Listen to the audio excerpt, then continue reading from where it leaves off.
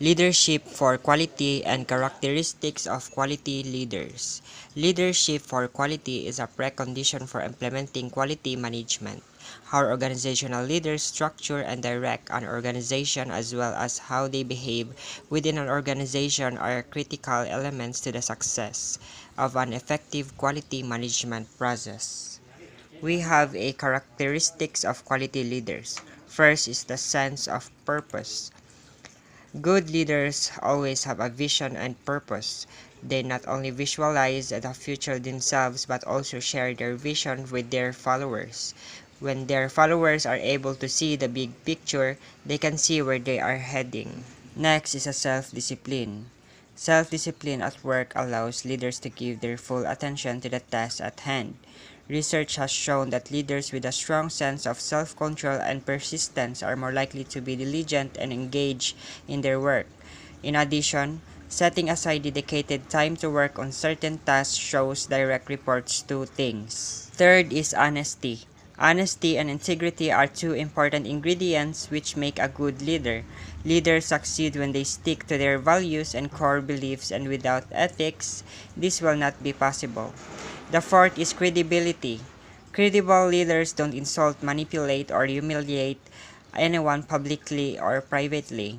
These leaders are aware that respect is a key in gaining people's loyalty and respect in return. Credible leaders are transparent with their actions and have no hidden agendas. Next is a common sense. It's a simple programmatic approach to leadership.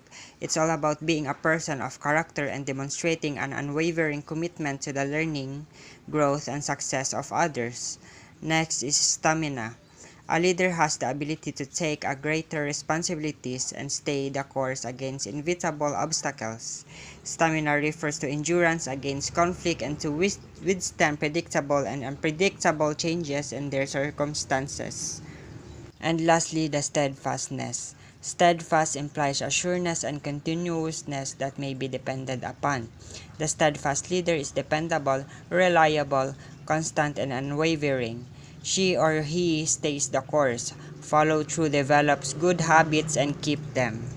Based on my research, we have a 5 qualities of effective leader. First, they are self-aware and prioritize personal development. Effective leaders focus on developing their emotional intelligence. Leaders that work to refine this quality are more adaptive, resilient, and accepting of feedback from others. They are also effective listeners and open to change. Second is they focus on developing others. This leadership quality builds on the principles of the situational leadership theory, which suggests that effective leaders adapt to whether an individual or group is ready, willing, and able to take specific actions. Delegating, coaching, and mentoring are important tasks for situational leadership. Third is they encourage strategic thinking, innovation, and action. As a leader, you have to look forward. You have to think about where the organization is going. Leaders must consider internal organizational factors such as products, roadmaps, and staffing needs, as well as the external factors including government regulations and technology advancements when making strategic business decisions. Fourth, they are ethical and civic-minded.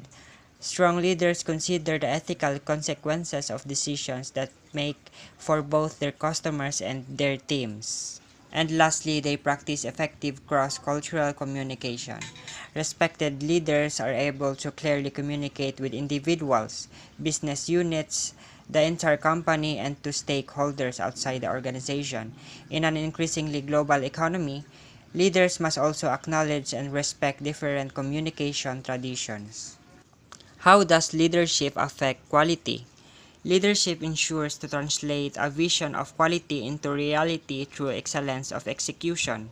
The ability of a leader to build a strong base, develop and lead a long-term vision for the organization, driven by ever-changing customer requirements, are guided by the unrelated core values and concepts. Why is leadership an important quality? With good leadership, you can create a vision and can motivate people to make it reality. A good leader can inspire everyone in an organization to achieve their very best. So leadership needs to attract, inspire, and ultimately retain as much talent as possible.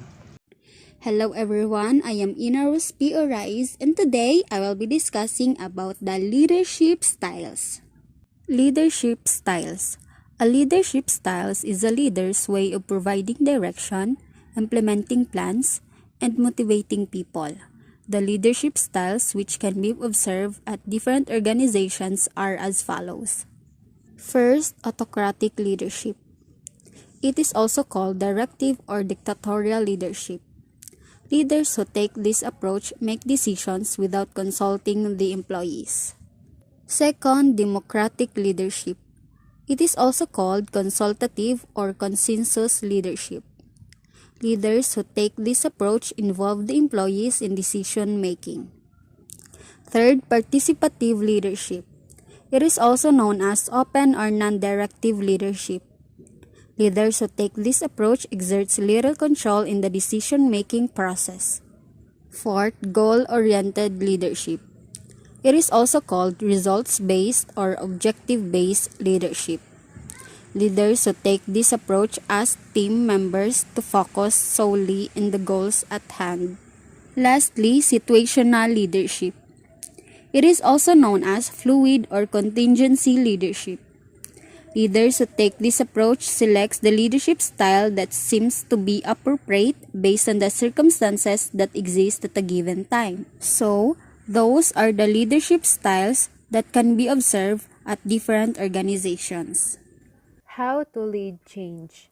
The following steps for change implementation is designed to help leaders systematically overcome the various factors that inhibit organizational change.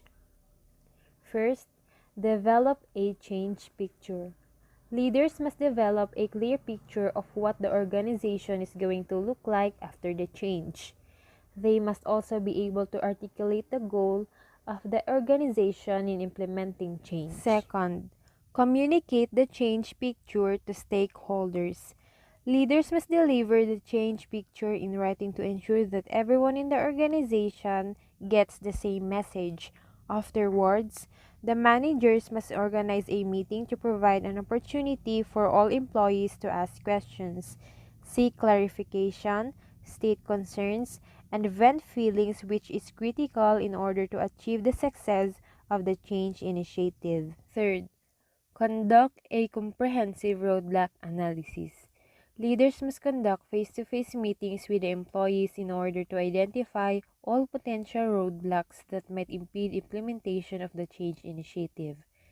It is important that employees support the initiative so they will participate in eliminating the roadblocks during the carryout of change. Fourth, implement the change. Leaders must design a plan that contains a comprehensive list of all tasks that have to be completed, schedule and deadlines of each task, and a responsible party assigned for each task. Lastly, monitor and adjust. Leaders must closely monitor the progress of change implementation and quickly take any action necessary to remove barriers or make some adjustments to keep the process moving. Leadership style in a total quality setting. Leadership that is autocratic and authoritarian.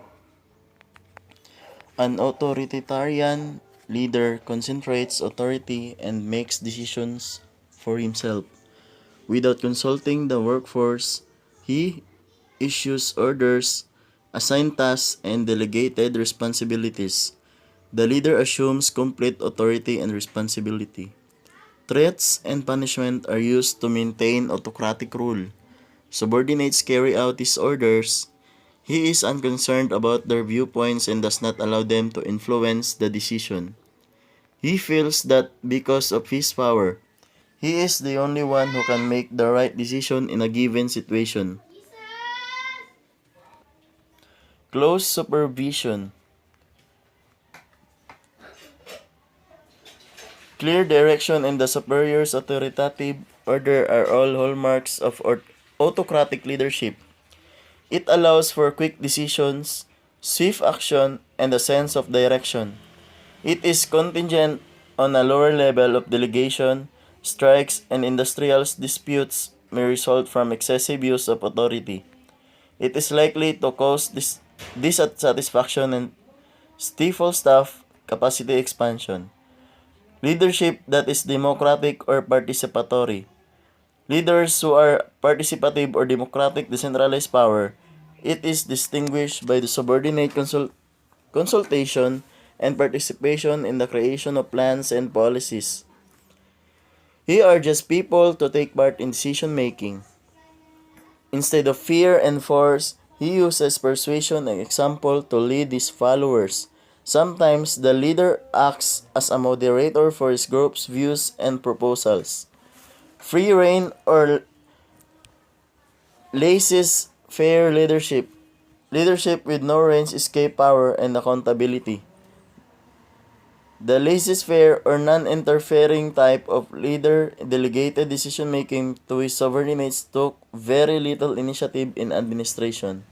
He doesn't issue any instruction and instead lets the group choose its own aims and solve its own difficulties. The leader has a minor function to perform. His theory is that if each member of the group is left his own devices, he will put in his greatest effort, resulting in the best possible results. The leader serves as a referee.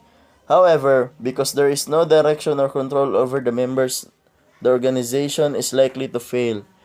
Leadership that is paternalistic. This management style assumes that the leader's role is fatherly or paternal. Papa knows best according to paternalism. The relationship between the leader and his followers is similar to the relationship between the family's head and its members. As members of his family, the leader guides and protects his followers. He gives decent working conditions, free perks to his subordinates as the family's head. Workers are expected to work harder as a result of their gratitude. With Japan's unique societal context, this leadership style was a huge success. Thank you and God bless.